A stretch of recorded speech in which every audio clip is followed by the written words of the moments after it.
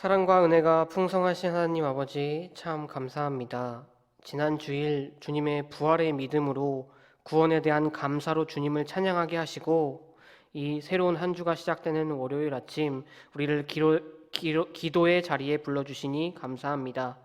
이 기도의 자리에 주님께서 함께하여 주셔서 주님의 은혜와 사랑을 경험하는 그 시간이 되게 하여 주시옵소서. 주님, 우리가 주님의 신실한 제자가 되기 원합니다. 신실한 일꾼이 되기를 원합니다. 어떤 어려운 문제 내에 부딪혔을 때 나의 뜻대로 하는 것이 아니라 항상 주님의 뜻을 구하는 우리가 되게 하여 주시옵소서. 언제나 주님의 말씀을 묵상하는 일에 게을리지 않게 하여 주시옵시고 항상 깨어 기도함으로 주님과 동행하고 주님을 전하는 우리가 되게 하여 주시옵소서. 또한 우리에게 주어진 이 하루 시간을 헛되이 보내지 않게 하시고 주님의 신실한 제자로 신실한 일꾼으로 주님의 나라를 세워가는데 참여하도록 하여 주시옵소서. 이 시간 우리의 모든 근심과 염려를 주님께 내려놓습니다. 이 기도의 시간을 통하여 자비와 긍휼의 하나님께서 구원의 빛을 비추어 주사 우리의 모든 근심과 염려를 기쁨과 소망으로 바꾸어 주시옵소서. 또 우리 주변에 아픈 자들도 있습니다. 주님께서 그들에게도 치유의 강선으로 비추어 주셔서 외양간에 나온 송아지처럼 뛰는 기쁨과 치유를 누리게 하여 주시옵소서. 오늘 하루도 우리를 지켜주실 것을 믿사오며 우리 주 예수 그리스도의 이름으로 기도드렸습니다. 아멘. 이 시간 함께 찬송가 94장 함께 찬양하도록 하겠습니다.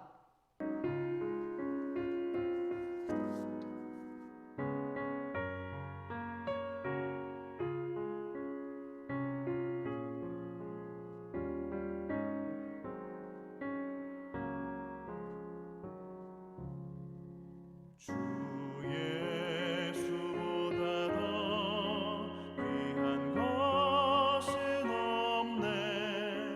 이 세상 무기와 바꿀 수 없네.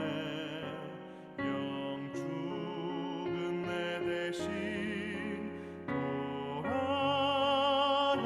돌아가신 그 놀라운 사랑 잊지 못해. 세상 즐거움 다 버리고 세상 자랑 나 버렸네. 주 예수보다 더 귀한 것은 없네. 예수밖에는 없네. 주 예수보다 더 귀한 것은 없네. 이 세상 명예와 바꿀 수 없네.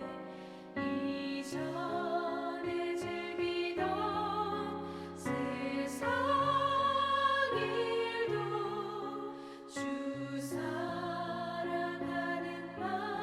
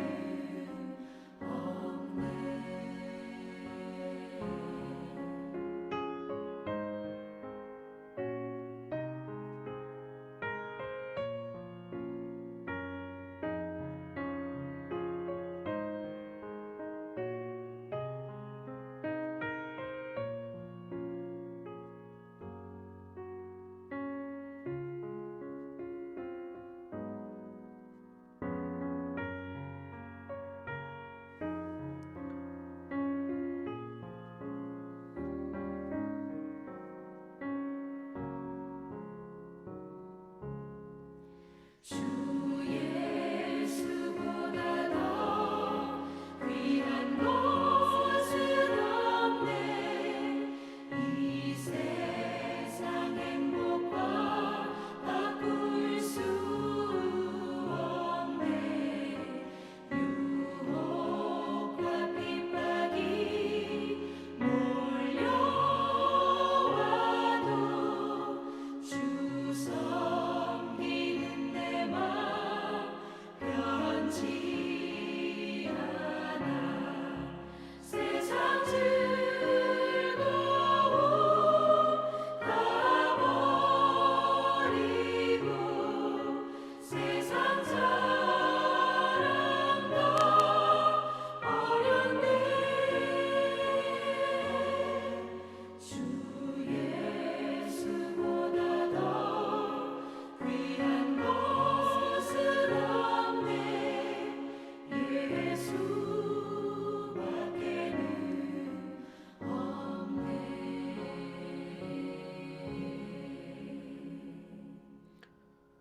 이 시간 함께 읽으실 하나님의 말씀은 누가복음 24장 18절에서 27절까지 말씀입니다. 누가복음 24장 18절에서 27절까지 말씀 제가 대신 봉독하도록 하겠습니다. 그 한 사람인 글로바라 하는 자가 대답하여 이르되 당신이 예루살렘에 체류하면서도 요즘 거기서 된 일을 혼자만 알지 못하느냐. 이르시되 무슨 일이냐 이르되 나사렛 예수의 일이니 그는 하나님과 모든 백성 앞에서 말과 일에 능하신 선지자이거늘 우리 대제사장들과 관리들이 사형 판결에 넘겨주어 십자가에 못 박았느니라. 우리는 이 사람이 이스라엘을 속량할 자라고 바랐노라. 이뿐 아니라 이 일이 일어난 지가 사흘째요. 또한 우리 중에 어떤 여자들이 우리로 놀라게 하였으니 이는 그들이 새벽에 무덤에 갔다가 그의 시체는 보지 못하고 와서 그가 살아났다 하는 천사의 나타남을 보았다 함이라. 또 우리와 함께한 자 중 두어 사람이 무덤에 가 과연 여자들이 말한 바 같음을 보았으나 예수는 보지 못하였느니라 하거늘 이르시되 미련하고 선지자들이 말한 모든 것을 마음에 더디 믿는 자들이여 그리스도가 이런 고난을 받고 자기의 영광에 들어가야 할 것이 아니냐 하시고 이에 모세와 모든 선지자의 글로 시작하여 모든 성경에 쓴 바 자기에 관한 것들을 자세히 설명하시니라. 아멘. 그리스도인은 예수를 그리스도로 믿는 믿음을 고백하는 사람들입니다. 그리고 예수 그리스도께서 우리와 동행하시고 우리를 보호하심을 믿는 사람들입니다. 그렇기에 저와 여러분들이 그리스도인들이죠. 그런데 우리 그리스도인들의 삶 가운데에는 그 믿음이 흔들리는 상황이 분명히 존재합니다. 커다란 슬픔과 고통이 우리 앞에 가로막을 때, 이해할 수 없는 상황에 처하게 될 때, 그 굳센 믿음을 지닌 그리스도인이라고 할지라도 그 믿음이 흔들리기 마련입니다. 오늘 말씀에 등장하는 두 명의 제자들, 글로바와 이름을 알 수 없는 제자가 그러했습니다. 그들은 예수님의 이야기를 하며 얼굴에 슬픔이 가득할 정도로 예수님을 진정으로 따르고 믿으며 사랑하던 이들이었습니다. 그러나 그들은 지금 예루살렘을 떠나 엠마오로 가고 있습니다. 예수님께서 부활하셨다는 사실을 듣고도 믿지 못해 엠마오로 가고 있습니다. 바로 예수님의 죽음이라는 그 충격적이고 슬픈 사건 앞에서 그들은 눈과 귀를 막고 엠마오로 가고 있던 것입니다. 엠마오를 향해 걸으며 그들은 계속해서 예수님의 이야기만 주고받습니다. 그리고 그들에게 한 사람이 동행으로 합류합니다. 바로 부활하신 예수님이셨습니다. 그러나 이상하게도 그들은 그 예수님을 알아보지 못했습니다.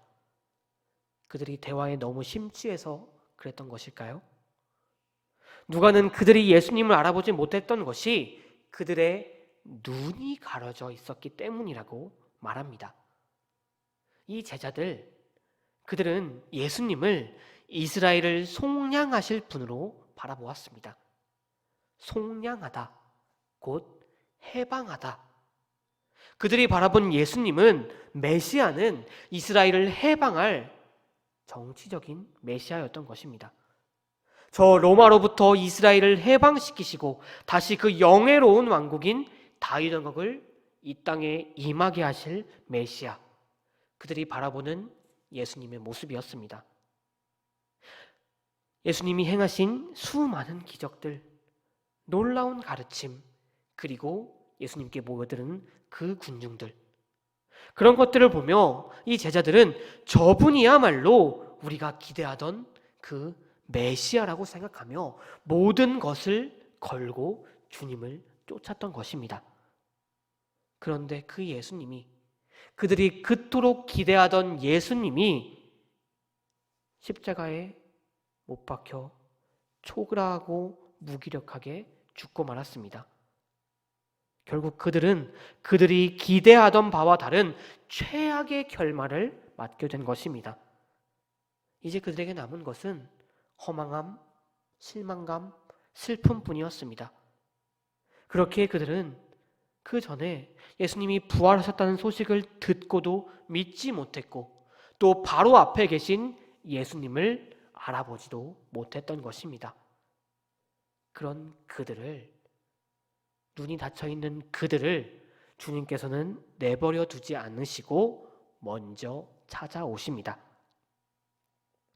예수님은 당신을 알아보지 못하는 제자들을 가리켜 미련하고 선지자들이 말한 모든 것을 믿는 데 있어 더디다고 책망하십니다. 여기서 미련하다라는 표현은 그 멍청하다라는 표현이 아니라 생각과 이해가 부족하구나 라는 정도의 평가입니다. 사실 이들은 이 메시아에 대해서 누구보다 잘 알고 있었습니다. 아니, 유대인이라면 당연히 알아야 할 메시아에 대한 이야기였습니다. 말씀이었습니다. 그러나 문제는 그들이 저 유대인들처럼 예수님의 제자임에도, 예수님의 가르침을 오랫동안 받았음에도 예수님에 대해 바르게 이해하지 못했고, 예수님을 향한 잘못된 기대감을 가지고 있었다는 것입니다. 그렇게 그들은 예수님께서 왜 고난을 받으시는지, 왜 죽으셨는지를 전혀 이해하지 못했습니다. 그런 그들에게 찾아오신 예수님께서는 성경에 기록된 메시아에 관한 하나님의 말씀을 자세히 설명해 주셨습니다. 그리스도이신 예수께서 직접 전해주신 그리스도에 대한 설명, 이것이 얼마나 예리하게 그들의 마음속 깊은 곳에 파고들었겠습니까? 아마 그들에게 가득했던 허망함, 실망감, 슬픔이 점점 옅어지고 흔들리던 그들의 믿음이 다시금 세워지고 있었을 것입니다. 이렇게 닫혀있던 그들의 눈이 서서히 띄어지며 그들은 예수님께 우리와 함께 있어달라고 말합니다. 그리고 예수님께서는 떡을 떼어 그들에게 나누어 주셨습니다. 마치 예전의 만찬에서 예수님께서 하셨던 그 모습을 보게 되면서 이제서야 그들은 우리의 앞에 계신 분이 누구신지 알아보게 됩니다. 먼 길을 걸어오면서도 예수님을 알아보지 못했던 그들의 눈이 이제 완전히 열리게 된 것입니다. 그들은 하나님의 말씀을 듣는 가운데 눈이 열렸습니다. 닫혀있는 그들의 영적인 눈이 이제서야 주님을 만나고 난 후에 밝아졌습니다.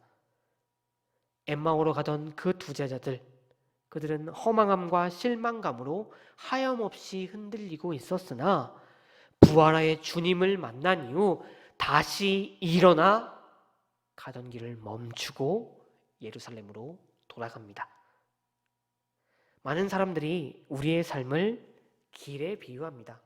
저도 설교 중에 되게 자주 우리의 삶을 길이에 비유하죠.